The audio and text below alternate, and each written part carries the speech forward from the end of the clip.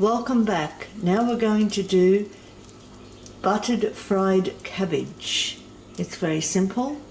You just heat the butter in the frying pan until it starts to sizzle, and then you pop the cabbage in and give it a good stir.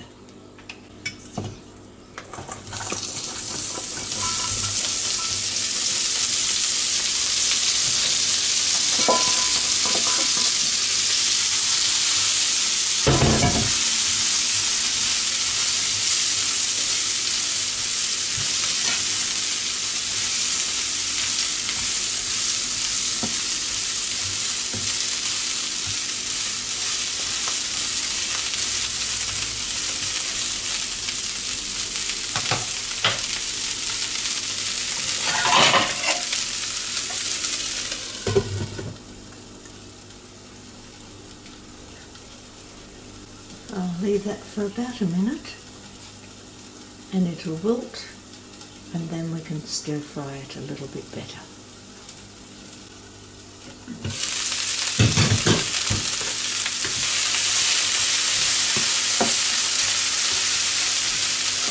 I think we could do with a little bit more butter.